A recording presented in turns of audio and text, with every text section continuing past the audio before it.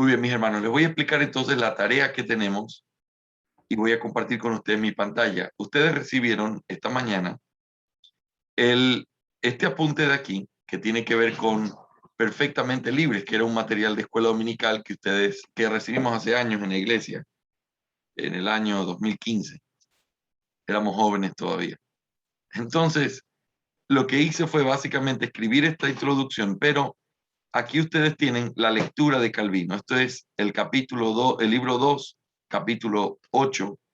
Y entonces está la exposición de la ley moral y de los mandamientos. Entonces, lo que está aquí es el texto de la institución de la religión cristiana, de la exposición de Calvino sobre los 10 mandamientos. Realmente es sumamente útil y es algo que nos permite ayudar. La lectura no es tan perfecta, porque esto era en esos años, esto era algo que se escaneó, y entonces tiene algunas, a veces no sé, la L, una I y una E y una N, realmente es una M, solo que al no verse las líneas chiquitas en el escáner se vio así.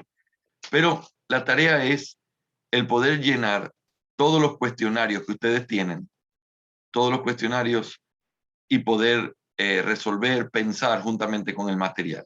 ¿Ok? Y la tarea es básicamente para memorizar en familia, la pregunta 40 del catecismo. Esto de aquí de memorizar en familia, no necesariamente vamos a trabajar con el tema de las preguntas del catecismo menor, sino que lo que vamos a hacer es memorizar los textos bíblicos. ¿Ok?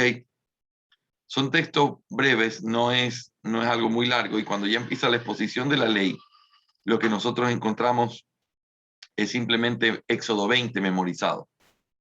Entonces aquí tienen las reglas de interpretación de la ley, preguntas que hay que contestar, la tarea hay que memorizar y hay que hacer esta lectura.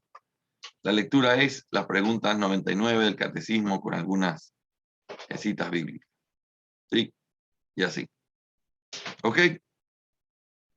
Nada complejo. Por eso les decía, en la parte de atrás, ustedes tienen, juntamente con este material, yo les agregué 2 anexos, el catecismo menor y el catecismo mayor. El catecismo menor, bautista, y el mayor es el de Westminster, de manera que ustedes puedan leer el mayor y el menor. Aquí donde dice memorizar, no solamente hay que, por ejemplo, aquí en algunas partes les mando la lectura del catecismo menor. Déjenme buscarles. Aquí, por ejemplo, se manda a memorizar la pregunta 40, pero aquí no hay que memorizar, sino leer la 40 del catecismo menor bautista y 91 al 98 del catecismo mayor de Westminster. ¿Ok? Muy bien. Entonces, eso es lo que tenemos como tarea. Entonces, vamos a abrir nuestro apunte y vamos a compartir el día de hoy nuestra clase en el lugar donde nos quedamos ayer, con el propósito de poder avanzar mucho más en nuestra clase. No voy a repetir lo que vimos ayer porque lo vimos tan cerquita que está fresco en nuestra mente, pero lo que vamos a hacer es revisarlo. Vamos a empezar de donde nos quedamos para poder, con la ayuda del Señor, avanzar en esta mañana. Vamos a orar y vamos a empezar nuestra clase, mis amados hermanos. Oremos al Señor. Gracias, Señor, por tu bondad. Gracias porque tu misericordia es para siempre. Y nos regalas este día precioso para dedicarnos a estudiar, a pensar, a meditar en estas verdades. Te pido, Señor, que nos ayudes, que hagas nuestra mente mucho más profunda para que podamos adorarte y conocerte más. Gracias por ser nuestro Rey, nuestro Señor, la razón de nuestras vidas. Enfoca nuestra mente, Señor, y permítenos disfrutar al máximo de este tiempo de estudio que vamos a compartir los estudiantes y yo. Te lo agradezco, Señor, en el nombre de Jesús. Amén. Muy bien. Después de haber visto la introducción de dónde nos encontramos con la ética cristiana, nosotros nos metimos en los sistemas éticos. Y básicamente lo que vamos a tratar de hacer es mostrar por qué el mundo presenta sistemas éticos que son una futilidad, que son vanos. ¿Por qué? Y como veíamos en la introducción, porque lo que trae como resultado después de que los recorres es que simplemente hay vanidad. Así que no hay ningún resultado eficaz, no hay nada que pueda satisfacer. La filosofía del mundo tiene huecos que no se pueden resolver. Y por eso nosotros necesitamos mirarlo para estar convencidos de eso. Si tú quitas a Dios de en medio, entonces la ética realmente no existe. Porque ¿cómo puede existir ética cuando no existe alguien que determine lo que está bien o lo que está mal dentro del sistema de lo que los hombres deben hacer o no deben hacer? Así que vamos a analizar esto y vamos a profundizarlo un poco más, mirando dos cosas que van a salir a la luz y que nos muestran el hecho de que la ética del mundo es simplemente correr tras el viento porque no trae ninguna satisfacción al final. Estos problemas son los problemas de la autoridad y el problema del conocimiento. Así que vamos a empezar mirando el problema de la autoridad. La realidad enfrenta a la humanidad con la majestuosidad de la ley moral como parte de la experiencia común. Vamos a ir haciendo aquí las...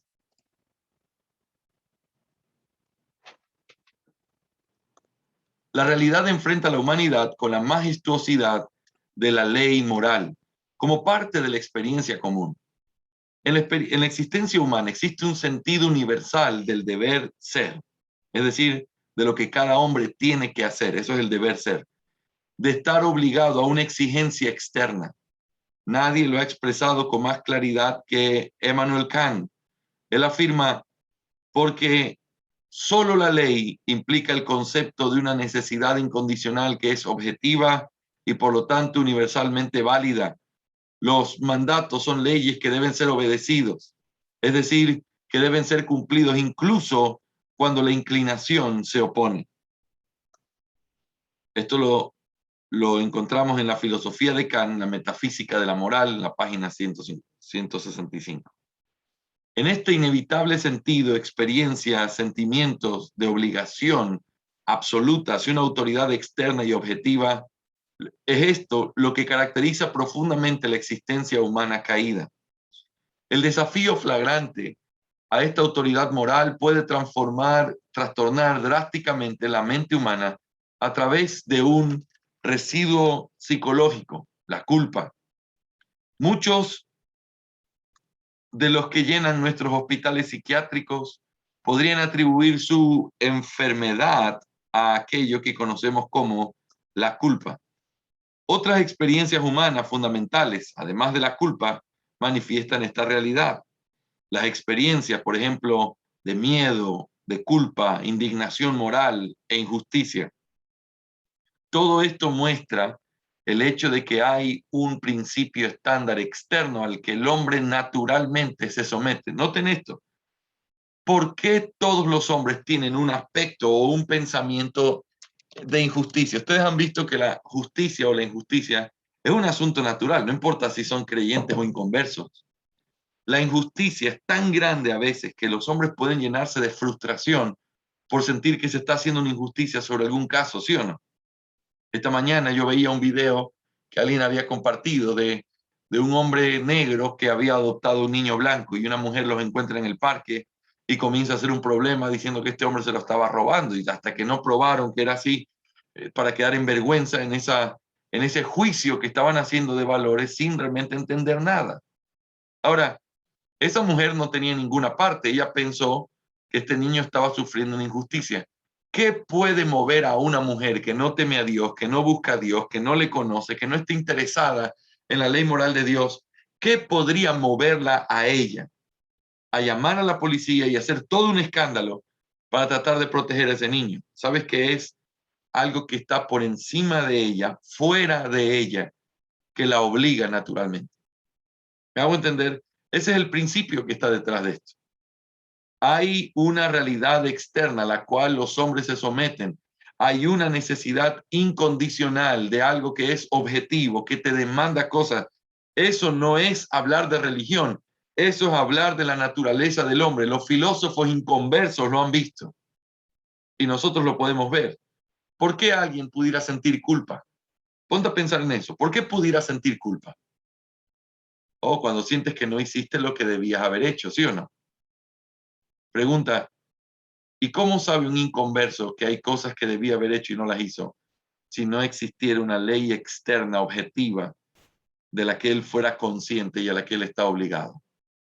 ¿Me hago entender? Aquí hay un asunto bien importante, y es un asunto que tiene que ver con cómo esto se evidencia de manera clara ante nuestros ojos. El hecho de que todos estamos unidos incondicionalmente a una regla objetiva que es universalmente válida. Ese es el concepto de Immanuel Kant. Así que yo espero que ustedes lo vean con claridad, pero esto es algo que evidencia el hecho de que los hombres nos debemos a algo externo. Todo esto se relaciona con el problema de la autoridad que enfrenta el pensamiento ético.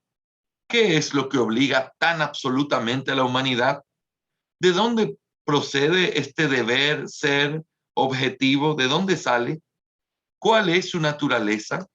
Desde otro punto de vista, ¿cuál es ese valor absoluto que obliga tanto a nuestra raza?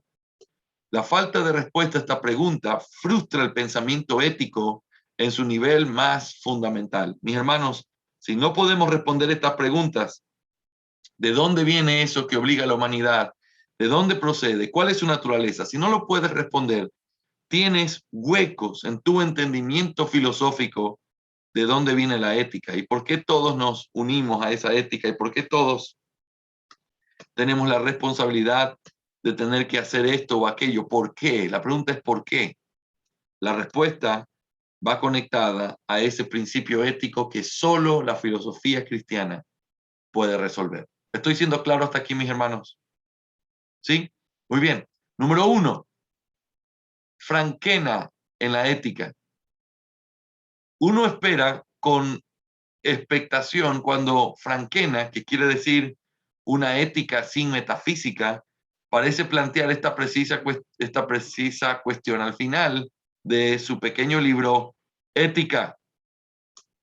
Pregunta, ¿por qué debemos ser morales? ¿Por qué debemos participar en la institución moral de la vida? ¿Por qué debemos adoptar el punto de vista moral? Página 96. La insatisfacción de uno crece a medida que se escuchan 6 párrafos de irrelevancias. No se aborda la pregunta final, ¿qué derecho tiene alguien a exigirme algo? Noten, alguien que tiene una ética sin metafísica, alguien que tiene una ética sin valorar qué es lo que está detrás de la ética, hace preguntas al final de este libro del que está mencionado el doctor Waldron, Ética. Llega a una conclusión este hombre franquena que simplemente las preguntas que hace no las puede responder. ¿Por qué debemos ser morales? Muy bien, respóndeme tú. ¿Por qué debemos ser morales si no hay ningún principio ético universal? Si no existe Dios y simplemente somos materia, ¿por qué hay un principio moral y no solo eso, al que todos naturalmente estamos obligados? ¿Por qué? Ahora, ¿tiene alguien algún derecho a exigirme algo? Es una pregunta final que no se puede responder con facilidad, o quizás sí.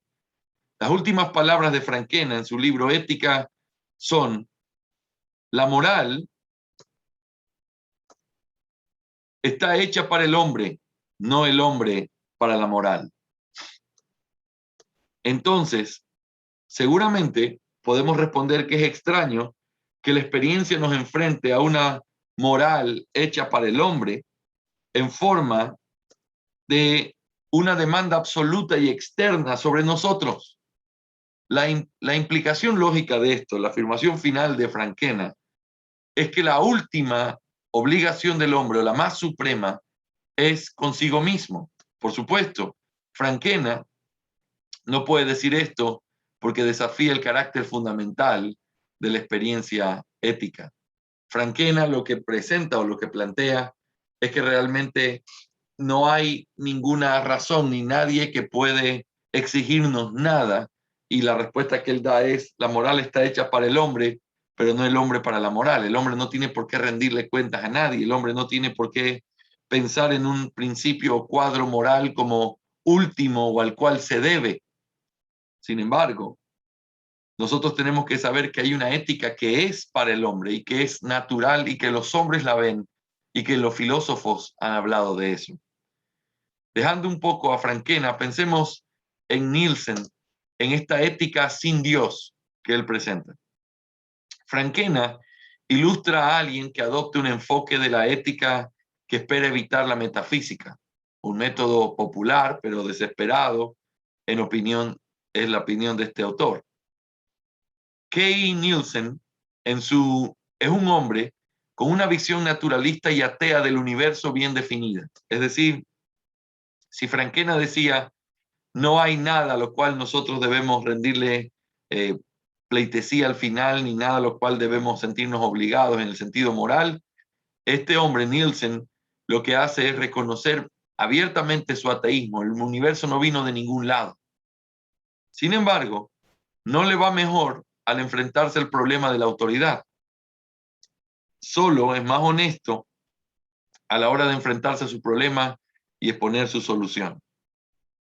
Con la intención de desarrollar una ética sin Dios, Nielsen debe enfrentar el problema de la autoridad, es decir, debe justificar el deber ser de los valores que adopta. ¿Por qué haces lo que haces?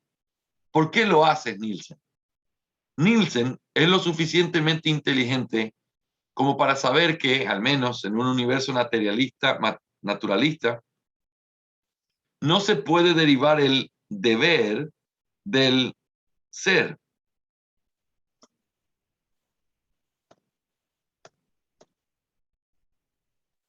Él dice que los hombres busquen la felicidad como un fin es una cosa, que deban buscarla como un fin es otra cosa. Como ha demostrado J.E. Moore, no podemos derivar que X es bueno de la gente desea X o de X hace feliz a la gente. Ya vamos a explicar eso. Ya que siempre tiene sentido preguntarse si la felicidad es buena o no y si debemos buscarla por sí misma. Nielsen es lo suficientemente inteligente como para ver que, como naturalista, esto le deja sin prueba en ningún sentido de estos valores éticos. No puedo probar, dice él, que la felicidad sea buena. Ahora, Nielsen se enfrenta al problema de la autoridad. Supongamos que a un hombre subterráneo, dostoyevskiano, le importa un bledo la felicidad.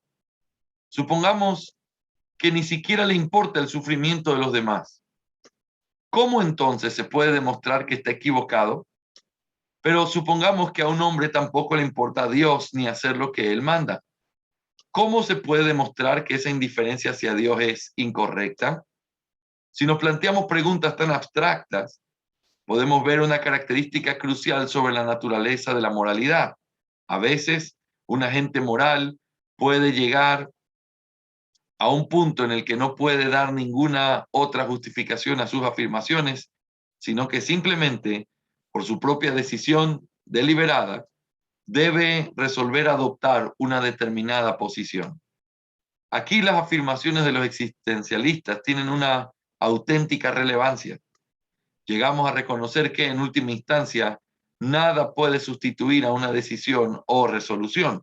Al final, debe simplemente decidir. Varios comentarios son ahora relevantes. Número 1, la afirmación de Nielsen de que los teístas también deben limitarse a postular su valor ético como hace él. Se examinará cuando presentemos el enfoque cristiano del problema de la autoridad. 2, la adopción por parte de Nielsen del énfasis del existencialismo en la mera decisión destruye el fundamento empírico de su naturaleza. No se puede verificar empíricamente un sistema ético basado en las decisiones éticas subjetivas de los hombres, especialmente cuando esas decisiones éticas varían tanto de un hombre a otro. Y 3, y lo que es más importante, la admisión de Nielsen de que las afirmaciones éticas solo pueden justificarse por la propia decisión deliberada es, de nuevo, una negación y un desafío al hecho más básico de la experiencia ética humana, la inevitable sensación de que uno está obligado absolutamente a una autoridad externa y objetiva. El aluvión de verborrea que suelta Nielsen solo cubre su retirada de la realidad. El Dr. Waldron habla aquí en lenguaje bélico fuerte.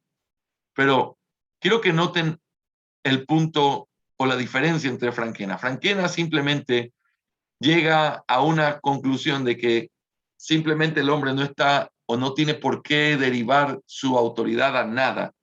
Por lo tanto, él no tiene por qué sentirse mal moralmente porque nadie le puede exigir nada, ¿sí? Nadie te puede exigir nada y aunque la moral está hecha para el hombre no está hecho para la moral. El hombre no tiene por qué regirse a esto y aquello. Al final, hombres como Frankena igual tienen principios éticos, igual tienen cosas que los obligan, igual tienen culpa cuando no hacen ciertas cosas, pero esto es una negación filosófica. No, nadie te tiene que obligar. Tú no tienes por qué rendirle cuentas a nadie ni sentir que algo está bien o mal, pero él no haría cosas horrendas como tener relaciones sexuales con un bebé, por ejemplo. Él no lo haría. ¿Y quién te obliga a no hacerlo? Bueno, hay un principio ético que te prohíbe hacerlo. Aunque él lo niegue en su filosofía, él lo tiene en su práctica. Ahora, con Nielsen es un poco más difícil todavía y es una contradicción evidente. ¿Por qué? Piensen en esto. Si tú dices que no existe Dios y que Dios no ha creado nada, sino que todo es producto simplemente de la evolución natural, lo cual es el caso de los ateos naturalistas, entonces tú te encuentras con un problema que es bien serio, que de hecho va a golpear profundamente tu mismo sentido de filosofía. ¿Qué quiero decir con eso? Él dice que los hombres pueden buscar la felicidad, pero que ese no es el fin de los hombres. Es decir, esa no es su finalidad. La finalidad de los hombres no es buscar la felicidad. De hecho, él tiene que llegar a afirmar que él no sabe si la felicidad realmente es algo bueno en sí mismo. Es una negación absurda, pero tiene que hacerlo, porque si la felicidad es algo bueno y los hombres buscan la felicidad, entonces tú te encuentras que hay algo objetivo que los hombres buscan, que es externo a ellos y que los determina sobre lo que ellos tienen que buscar. ¿Me hago entender? Tú niegas el hecho de que no hay principios cuando afirmas que algo es un principio correcto. Si algo es bueno o malo, de manera objetiva, tú rompes el naturalismo, porque alguien lo tuvo que haber determinado, y si no hay nadie que lo determine, entonces no hay ni bueno ni malo. La pregunta es, pero entonces, ¿cómo estos hombres llegan a tener principios morales? La respuesta es, porque ellos deciden qué quieren hacer y qué no. No hay principios morales, pero yo decido que esto no lo hago y decido que esto sí lo hago. Bajo ese pensamiento, ellos quebrantan su propia filosofía del hecho de decir que todo se tiene que probar a través de la experiencia. ¿Cuál es la experiencia de la que tú pruebas que cada hombre puede tener sus propios principios morales? Tú estás negando la experiencia al hablar de algo subjetivo a todos los hombres. De hecho, lo niegas porque todos los hombres tienen una sensación inevitable de tener que cumplir cosas que se les exigen. Así que esto es, simplemente estamos mirando en dónde fracasa estas filosofías no cristianas con respecto a este tema. Ellos no pueden determinar que haya autoridad. De hecho, no lo pueden elegir. Ellos no pueden creer que la hay porque precisamente ellos niegan que exista Dios. Y como no la hay, entonces la ética es simplemente una ética adaptada de manera subjetiva por cada uno según lo que uno ve.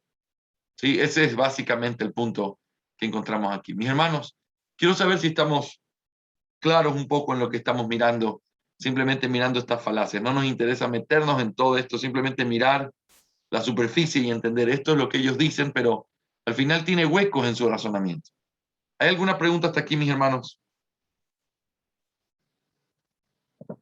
¿Se está Sí, entendiendo? pastor, ese es el relativismo que estamos viviendo hoy, igual, ¿no? O sea, de que cada persona define lo que es bueno y malo de acuerdo a su criterio. Exactamente, exactamente. Ahora, siendo objetivo, eso se autodestruye a sí mismo, ¿sí o no? Si nadie determina lo que es bueno y bueno es lo que depende para ti y malo es lo que depende para mí. eh, Estaba viendo el video no sé si ustedes vieron la conferencia de Joe Owen, donde él hablaba de este caso y le hacían una pregunta a Arcis Prul, le decía, le preguntan en esos paneles donde él estaba sentado escuchando y dicen, yo tengo un hermano que no cree que hay cosas buenas ni malas, sino que cada uno determina lo que es bueno y es malo. ¿Cómo puedo hacer ver que hay cosas que están mal? Y Arcis Prul le responde, róbale la billetera. Claro, tú puedes decir todo eso, pero al final tú tienes principios que son éticos y que sabes que no está bien. Te robo la billetera. ¿Y por qué me la robas? Porque yo pienso que esto no está mal. Sí, pero eso no está bien. ¿Y quién te determina que eso no está bien? Entonces se vuelve todo una... Si no hay principios objetivos, esta sociedad se destruye como siempre ha sucedido en el tiempo de las diferentes sociedades. Si tú no puedes poner un límite en la línea de consanguinidad de quienes se pueden casar o una edad para casarse, ¿te has puesto a pensar por qué uno se puede casar recién a los 18 años solo? Oh, eso es un principio ético, porque no te debes casar con un niño. ¿Por qué es penado con cárcel que alguien tenga una relación sexual con una menor de edad?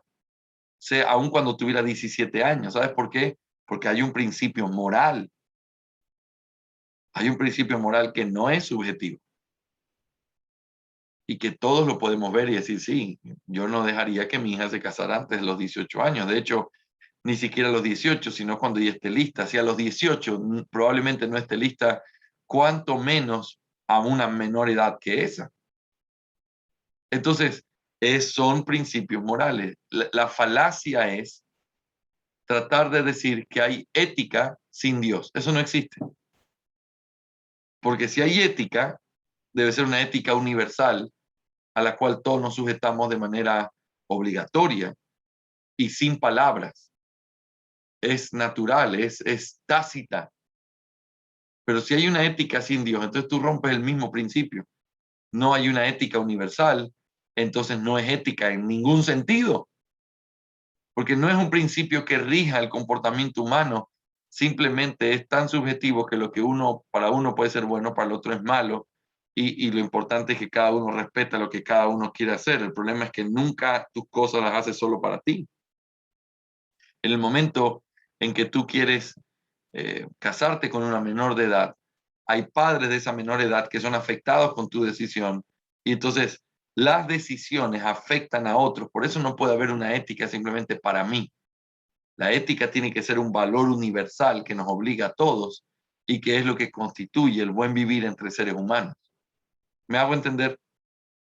Por eso el naturalismo no puede explicarlo, por eso este principio sin metafísica no puede explicarlo, porque si tú quitas a Dios, quitas el concepto básico.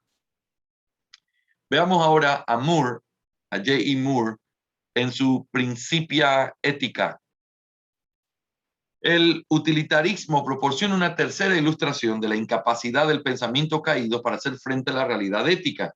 Hay dos consideraciones relevantes. Número uno, el nombre de G.E. Moore ha sido ya citado por Nielsen anteriormente en relación con su crítica a la llamada falacia naturalista de los utilitaristas, y en particular de Bentham y Mill. Estos identificaban el valor ético con el placer y la felicidad respectivamente. Argumentaron que, puesto que la humanidad busca y desea, de hecho, el placer o la felicidad, estos deben ser los valores éticos que fundamentan el pensamiento ético. Moore, en sus Principia Ética, insistió largamente en que tales argumentos son falaces. el ser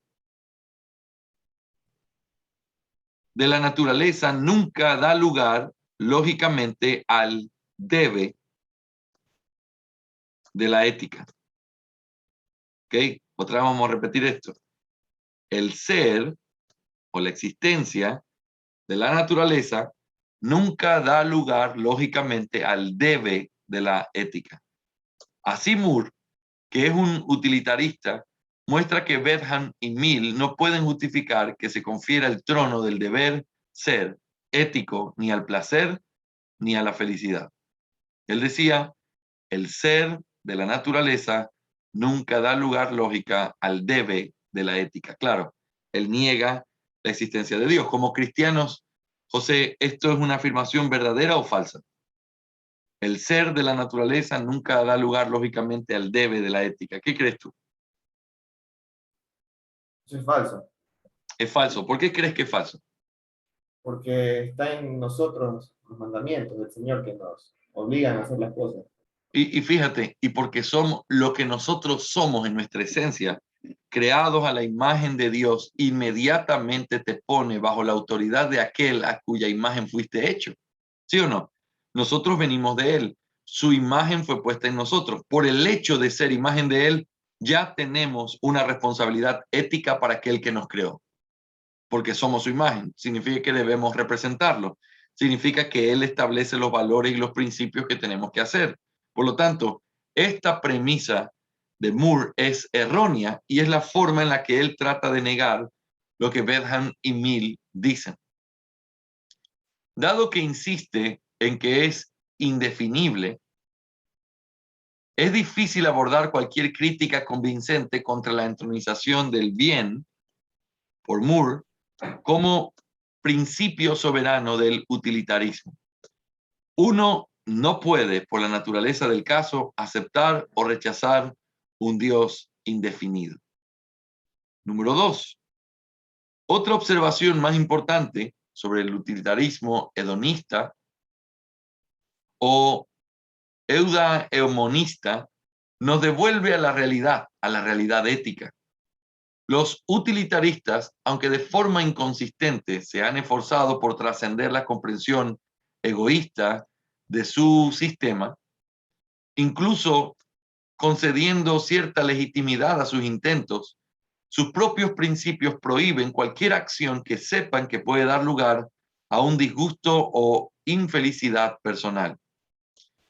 Esto no solo sería erróneo, sino imposible, dado el dictamen de Bentham de que toda la humanidad sirve a dos amos soberanos, el placer y el dolor. Una exposición suficiente de este sistema podría ser un llamamiento general a la humanidad preguntando: ¿es la aversión al dolor y el deseo de placer la suma o el centro de tu experiencia ética? Es interesantísimo lo que hace el doctor Waldron aquí. ¿Quieres responder si realmente los principios de la ética son el placer y el dolor? Muy bien, te voy a preguntar. Todo lo que tú haces y que sabes que está bien, ¿está conectado con el hecho de querer evitar el dolor y el deseo de simplemente sentir placer? ¿Sabes? La respuesta inevitable es por supuesto que no. Un buen padre corrige a su hijo y aunque le duele tener que decirle cosas a su hijo o castigarlo, de eso no le da placer. De hecho, eso le podría traer dolor, pero ese es su deber. Un padre tiene que alimentar a sus hijos, es evidente, lo ven en los animales. Y no siempre trabajar trae placer. A veces puede traer dolor, muchas horas de cansancio, cansancio físico. Él no está buscando el placer, él está incluso buscando el dolor porque sabe que a través de eso él va a poder proveer para lo suyo. Entonces, simplemente en una observación sencilla al mundo, si tú le preguntas a todos, lo que tú haces o tu vida ética está basada en el hecho de que tú puedas sentir placer y evitar dolor, eso es lo que tú haces, la respuesta de todo el mundo va a ser sencillamente, nunca, no es así. A veces hago cosas que no me traen placer, a veces hago cosas que me traen dolor, precisamente porque es lo que debo hacer. ¿Es eso verdad en la experiencia humana o no? Eso es así. No los veo a ninguno de los dos, mis hermanos amados.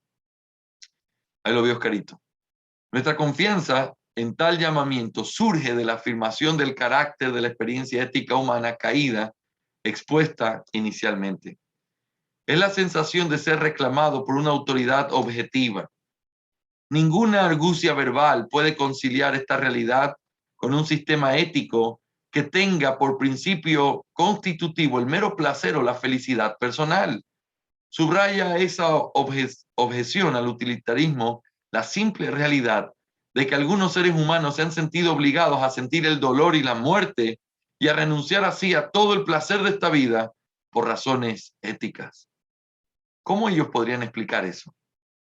¿Cómo podrían explicar que hay personas, y vamos a hablar así, ni siquiera solamente dentro del cristianismo, vamos a pensar personas que estuvieron dispuestas a morir antes que robar, o estuvieron dispuestas a morir antes que destruir su hogar, o que estuvieron dispuestos a morir por el bien de otros, como el caso de gente que muere en una guerra?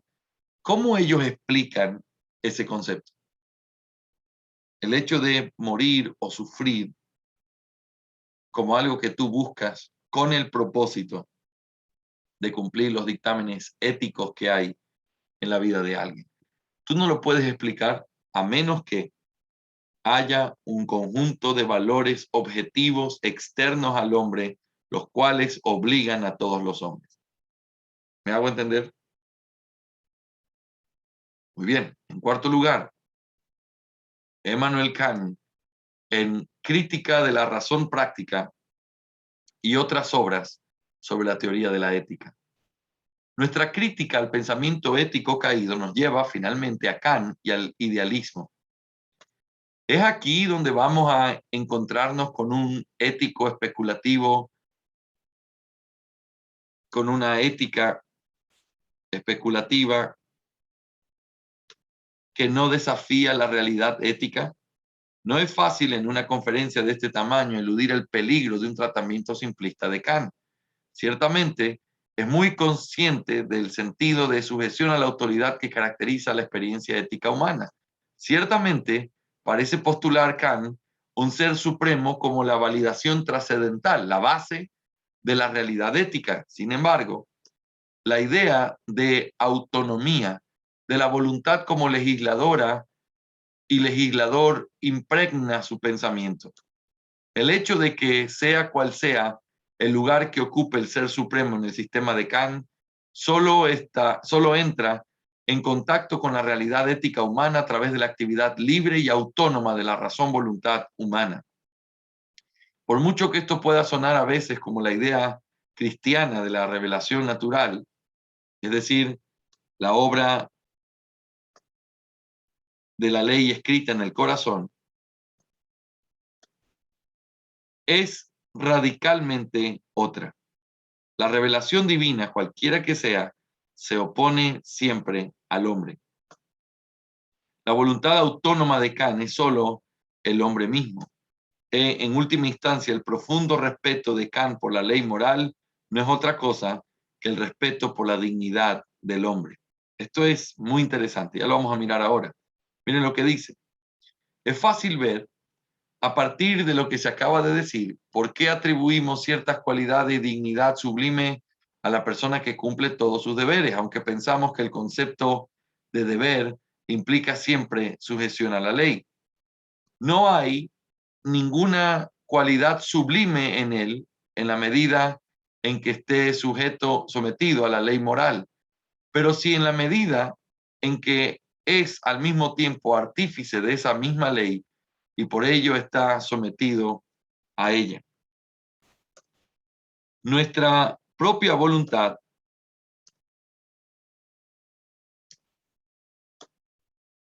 en medida en que actúa bajo la condición de que sus máximas pueden constituir posibles leyes generales y tal voluntad es posible como simplemente en el sentido de una idea, es el verdadero objeto de respeto. La dignidad de la humanidad consiste justamente en esa capacidad de hacer leyes generales. Eso es lo que dice Oliver Kahn. Vamos a mirar el comentario de Waldron y luego vamos a hacer algunos comentarios nosotros. La autoridad de Kant, externa a él mismo, nunca va más allá de tratar a otros seres racionales como fines en sí mismos, ya que también son legisladores soberanos.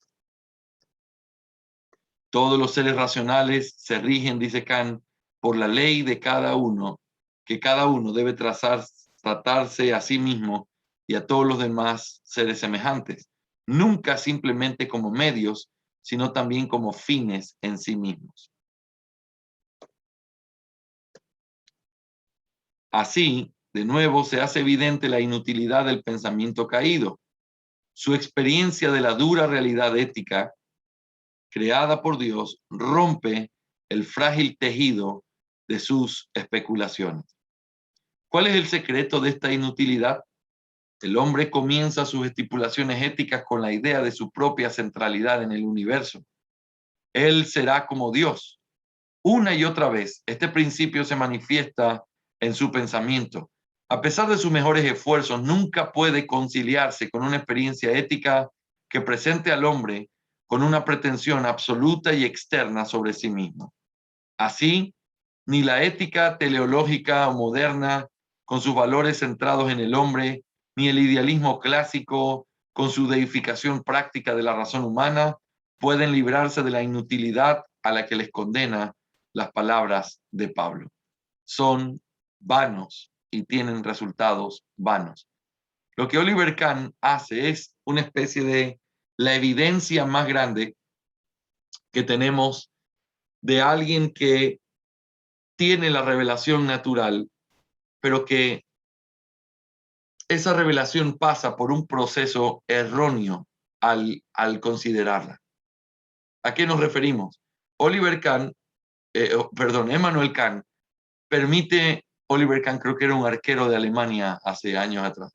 Immanuel Kant es alguien que admite el hecho de que hay cosas en el mundo de las ideas que pueden ser ciertas líneas que obligan a todos los hombres en un sentido de ideas. Sí, todos nos debemos a ellas. Sin embargo, él presenta al hombre como la base y aquel que no solamente es un medio para poder cumplir con eso que se determina, sino que el hombre también es un legislador o aquel que hace sus propias leyes. Entonces, nota, hay leyes en el mundo de las ideas que a todos nos obligan, pero al final del día es el hombre quien determina cuáles de esas leyes o cómo esas leyes se manifiestan en su vida ética. Entonces el hombre no simplemente recibe la ley de Dios, sino que el hombre también establece la ley porque el hombre es parte de los legisladores de esa ley. Ahora, otra vez tú caes en una zozobra de que no hay claridad sobre entonces lo que para mí está bien, para ti no está bien, y aunque hayan cosas moralmente aceptables de manera universal, esto dentro de mi ética es correcto, aunque para ti no sea correcto. Sigue siendo relativo y sigue teniendo falacias en la forma en la que lo hacen. Y la pregunta es ¿por qué? ¿Por qué? Primero, porque siempre el hombre está en el centro y la ley moral y la moralidad y la ética no descansa en el hombre, sino que es algo externo al hombre, a lo cual el hombre tiene que someterse porque está obligado a eso. Si el hombre es alguien que es legislado y el legislador al mismo tiempo, entonces nunca vamos a salir del principio simplemente no claro, no concreto, no objetivo.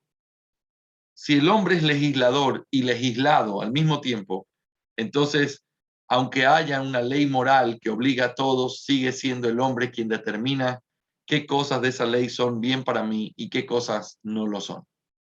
Así que aquí, aunque parezca y suene muy cristiano la manera de pensar idealista de Immanuel Kant, nosotros podemos ver, hermanos, el hecho de que sigue siendo parte de ese mundo que es una inutilidad en el resultado, porque al final entonces no da una respuesta concreta sobre cuál es la ética o cuál es la responsabilidad o cómo deben vivir los hombres.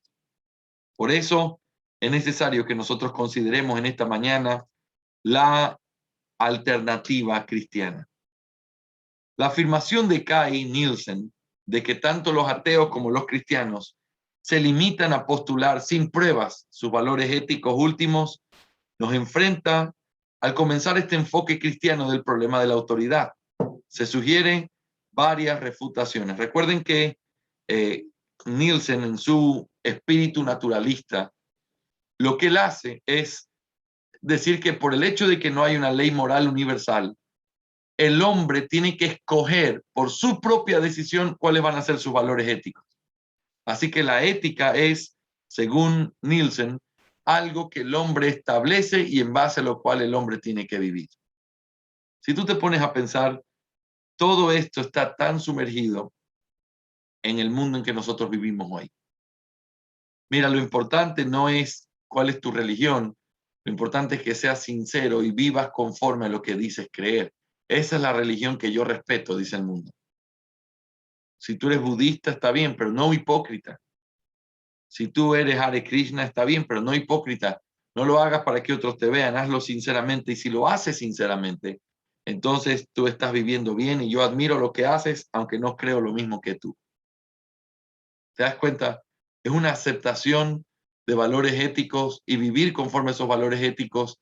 Y lo que prima entonces es la sinceridad y no la verdad objetiva de esos valores éticos.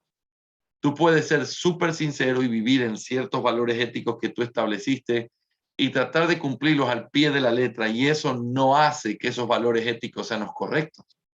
¿Sí o no? Aunque tú seas sincero y no seas hipócrita, sigues caminando en una perspectiva en la que tú no tienes los valores correctos, porque la ética no se mide por la cosa subjetiva que nosotros creemos que es, sino por la verdad absoluta y objetiva que podemos notar en el mundo, que el mundo entiende de una manera tácita. Ahora, ¿qué podríamos responder a Nielsen cuando él nos carga a nosotros como cristianos diciendo, bueno, así como nosotros decimos en el mundo naturalista que aunque no hay valores éticos, nosotros escogimos estos valores y vivimos en base a esos valores, ustedes los cristianos hacen lo mismo. Ustedes escogen valores y viven en base a esos valores, y lo que hace que una persona sea buen cristiano es el hecho de que sea sincero y viva conforme a lo que dice que va a vivir. Bueno, es lo mismo. La ética cristiana es así como dice Nielsen, es simplemente buenos valores tomados de manera subjetiva por algunas personas.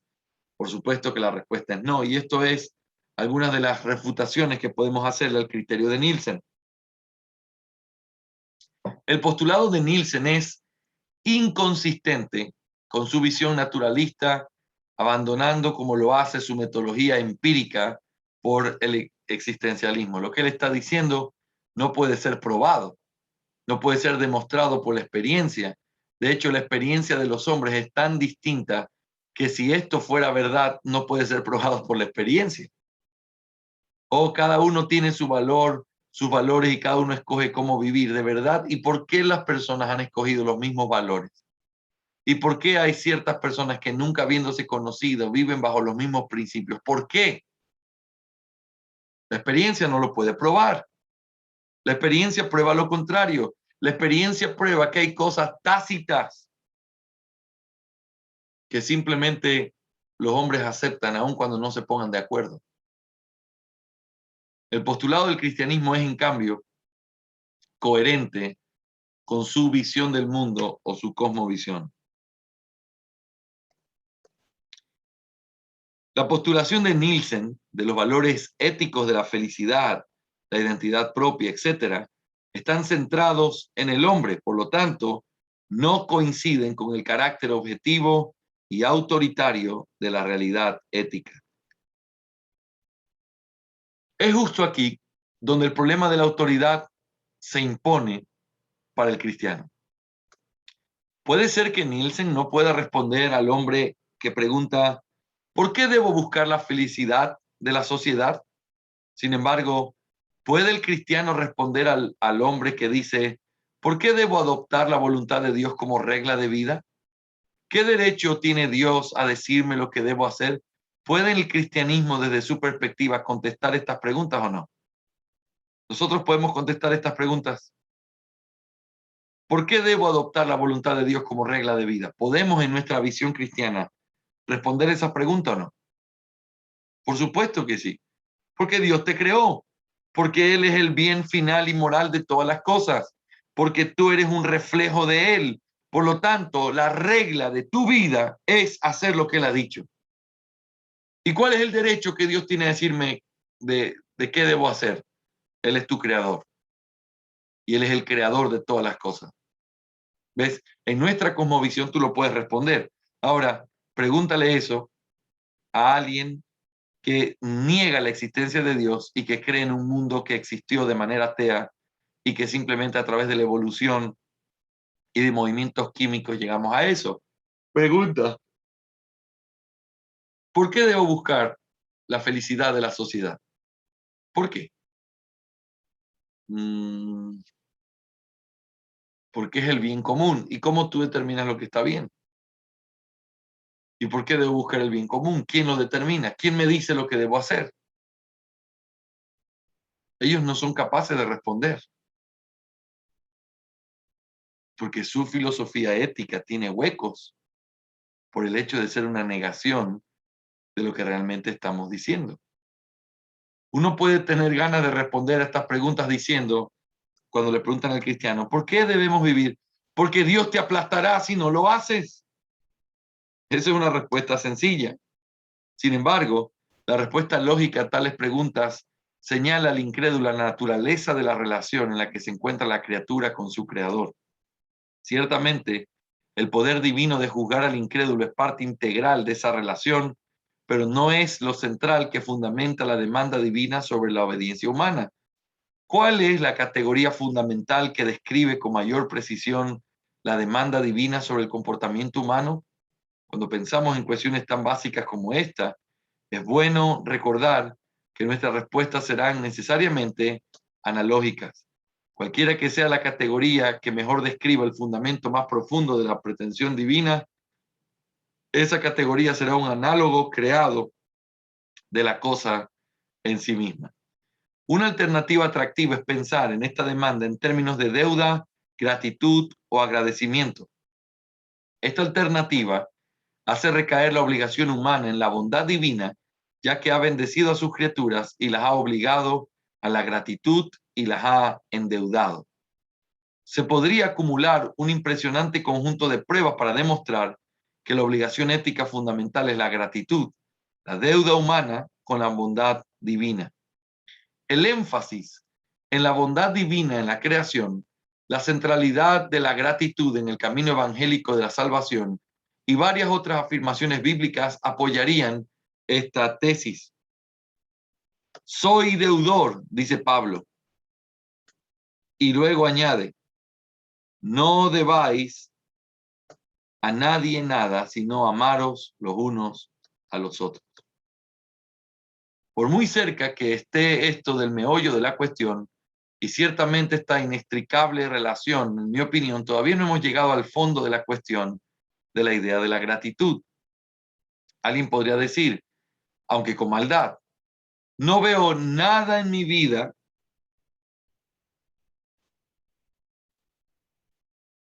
en mí o en mi vida por lo que deba estar agradecido.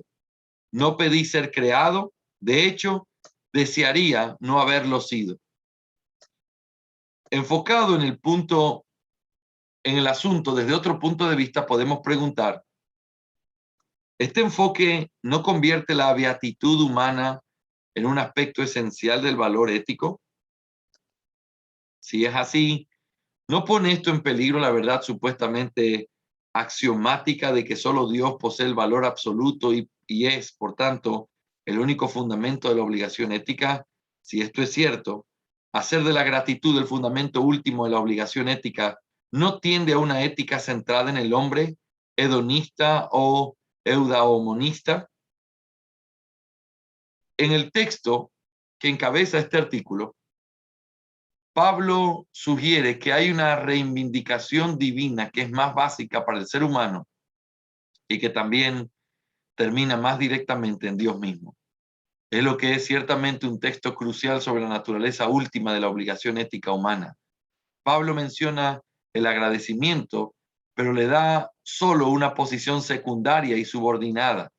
Él dice en Romanos 1, 20 y 25, no le glorificaron como Dios ni le dieron gracias.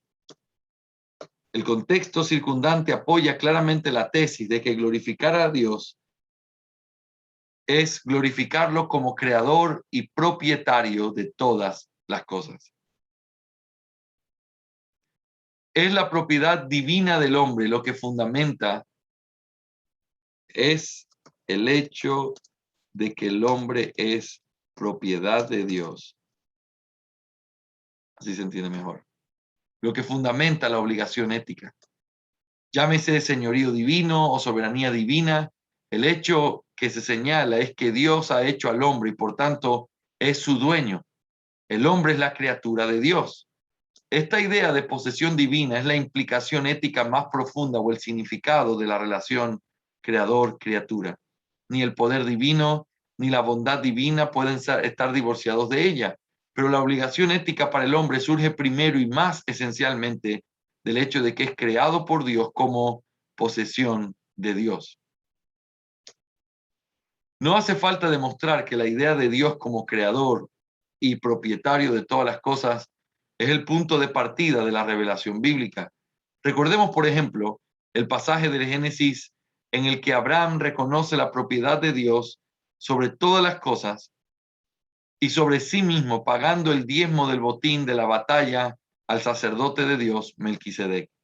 El diezmo es un reconocimiento monetario de que todas nuestras posesiones y por tanto nosotros mismos pertenecemos a Dios. 2 veces en este pasaje se enfatiza esta explicación del diezmo. Noten lo que dice este texto en Génesis.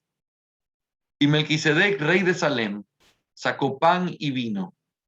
Ya era sacerdote del Dios Altísimo.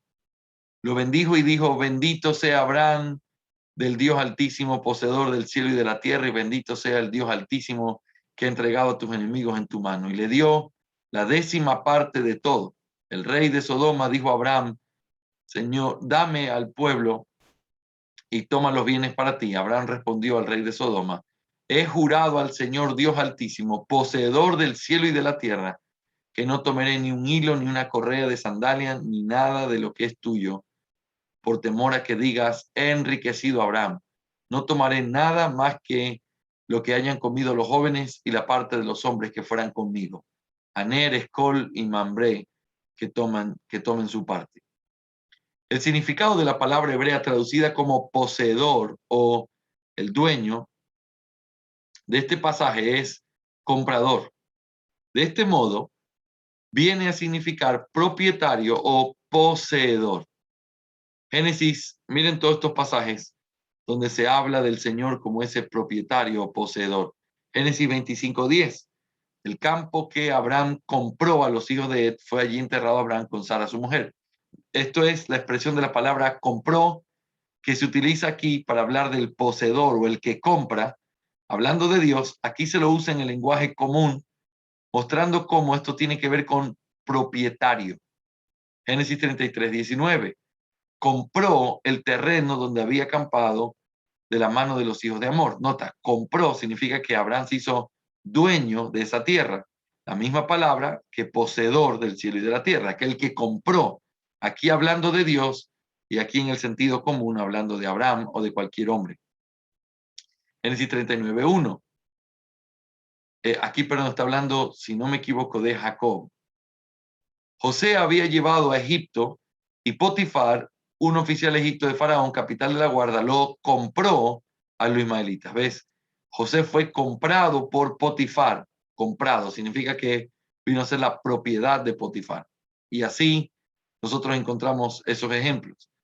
Dado que Dios es el creador de todas las cosas, hay que destacar la idea de propiedad y no la compra. Tal vez la idea sea figurada. Dios como creador compró las cosas que hizo por su acto de creación. Esto es importante decirlo y esta frase es importante porque uno podría pensar, bueno, si Él es el que compró el cielo y la tierra, ¿quién se lo compró? ¿Cómo funcionaba? Entonces por eso tenemos que entender, es un lenguaje figurado. El hecho de comprar simplemente está mostrando que Él es el dueño, el propietario. Y si queremos decir, bueno, ¿y cuándo lo compró? Cuando los creó. Él es el propietario en el momento en que los crea. La redención, sin embargo, redobla tanto la propiedad divina como la obligación humana. Recordemos que la redención es una nueva creación.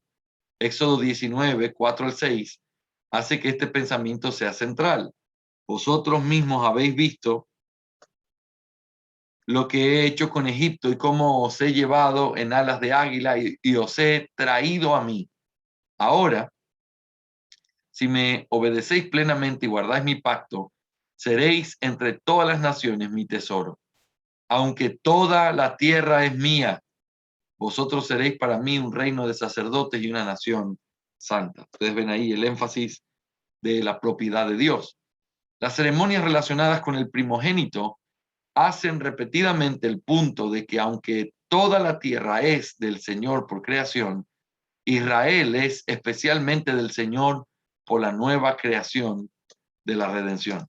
En 1 Corintios 6, 19 y 20 constituye la contrapartida neotestamentaria de tales textos que afirman: no sois vos vuestros, no habéis sido comprados, pues habéis sido comprados por un precio. Por tanto, honrad a Dios, doxasate teón, con vuestros cuerpos. La Biblia retumba con este tema. ¿No me es lícito hacer lo que quiero con lo mío? Mateo 20:15. Romanos 9, 20 y 21 es la piedra angular de un tema bíblico que se desarrolla desde hace mucho tiempo cuando afirma: pero ¿quién eres tú, hombre, para que alterques con Dios? ¿Dirá el vaso al que lo ha formado, por qué me has hecho así? ¿Y acaso el alfarero tiene derecho a hacer de un mismo trozo de madera de arcilla una cerámica para fines nobles y uno para uso común? Esta es, pues, la respuesta incontestable al hombre caído cuando pregunta: ¿por qué he de obedecerte?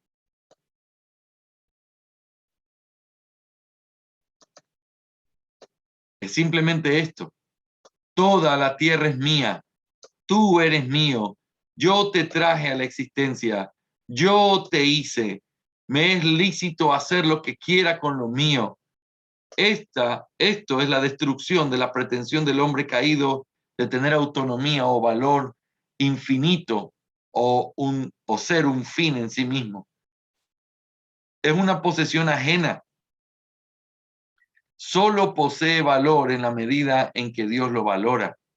Una posesión solo encuentra su fin, su ley, su felicidad en su dueño. Esa es finalmente la explicación de la realidad ética tal como el hombre la conoce. La propiedad divina fundamenta el sentido del hombre de una demanda objetiva, externa y absoluta sobre su obediencia. Así que vamos a meditar en esto. Mañana vamos a empezar el siguiente punto que muestra la falacia de los sistemas no cristianos, hablando del problema del conocimiento. Pero quiero que pienses conmigo en lo que acabamos de ver aquí. Uno podría simplemente considerar el decir, bueno, pastor, ¿qué es lo que debería mover a los hombres a tener que obedecer a Dios?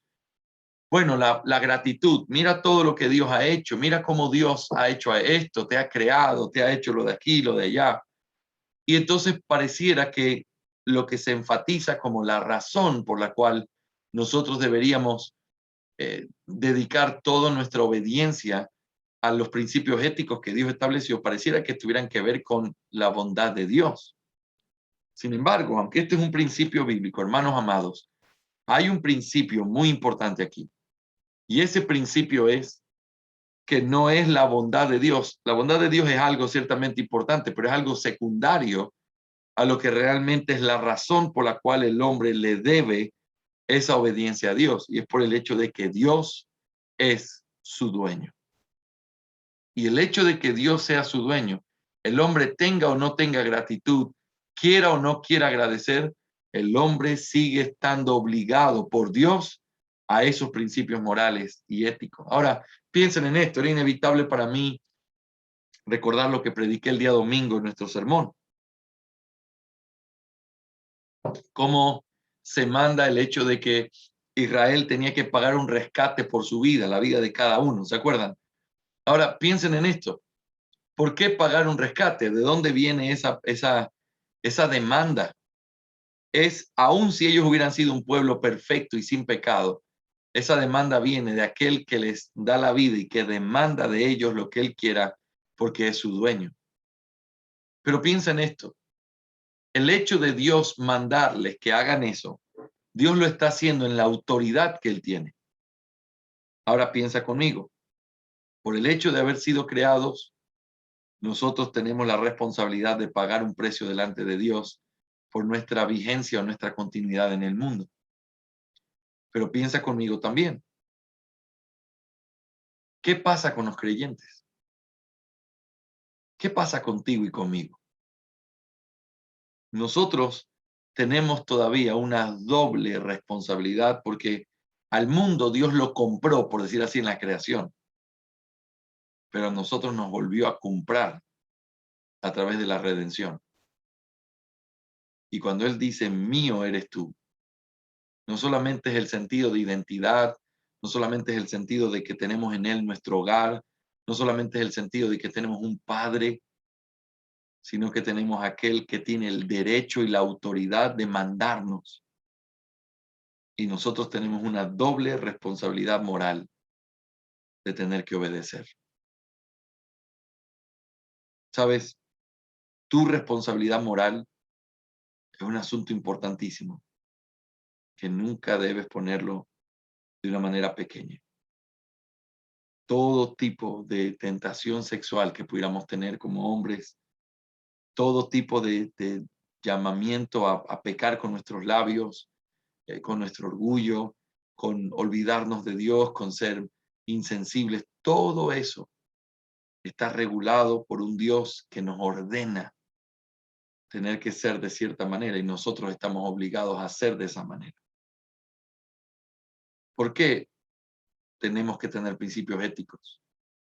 Porque tenemos un dueño y ese dueño tiene el derecho absoluto sobre nuestra vida. Esa es la base de nuestro entendimiento. ¿Por qué podemos tener moral? ¿Por qué podemos tener ética? Porque tenemos el principio de la autoridad que ningún principio filosófico del mundo puede responder. Ese principio filosófico del mundo no puede responder. ¿Y por qué tengo que hacerlo así? Y por último, lo responden diciendo, porque yo quiero, dándole la centralidad al hombre y el hecho de los valores subjetivos simplemente a lo que él quiere, pero ese no es el principio ni la realidad moral de la vida del hombre. El hombre no es el centro, es su creador, y su creador tiene el derecho de obligarnos a lo que él manda. Amén. Muy bien, quiero saber si tienen alguna pregunta final, tenemos unos poquitos minutos, pero quiero saber si tienen alguna pregunta o duda sobre lo que hemos visto el día de hoy.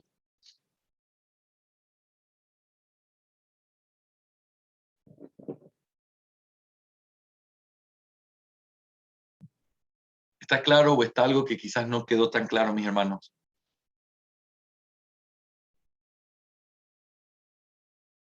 Quedó muy claro, pastor.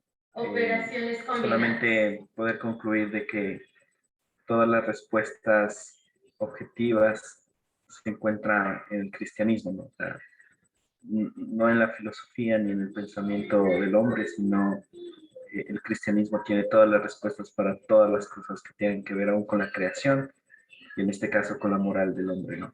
Y eso es algo increíble, realmente. Amén, así es, así es. Mis hermanos queridos, les motivo a que hoy puedan profundizar en el tema de empezar la lectura de Calvino, meterse en eso. Si les es posible imprimir, quiero recordarles que nuestro hermano Germán tiene la posibilidad de imprimir cosas y nosotros tenemos una ofrendita siempre en la iglesia para poder tener cosas de impresión, sobre todo para ustedes como estudiantes. Así que si ustedes le piden a Germán que les imprima, me avisan y entonces le pedimos a Manolito que pueda transferirle para que de esta manera ustedes puedan tener sin necesidad de tener que invertirlo. Si tienen el dinero, buenísimo, pero si no, quiero que sepan que siempre está toda la oportunidad de que ustedes tengan acceso a todo. Así que si pueden imprimir ese manual, sería bueno que lo tengan a la mano, lo llenen y que puedan reflexionar sobre esas preguntas morales. ¿Ok? Recuerden que tenemos hasta el lunes para entregar todo ese manual lleno. Todo en físico hay que entregar el manual. No hace falta físico, me lo puedes mandar en PDF contestado en computadora. Pero es importante la memorización de los versículos, eso es bien importante, y la lectura tanto de catecismo menor y mayor en cada una de las preguntas donde se les pide. ¿Sí? Muy bien. Anhelo que pueda ser un buen tiempo de estudio. Mis hermanos, que la gracia del Señor sea con ustedes hoy y nos vemos entonces durante el día. En la noche les recuerdo que tengo la clase con los pastores a las 9 de la noche y espero que sea de bendición y si pueden estar ahí, yo sé que Oscarito tiene el culto de oración, pero si pueden estar ahí sería una gran bendición. Que el Señor les bendiga. Nos vemos, mis hermanos queridos.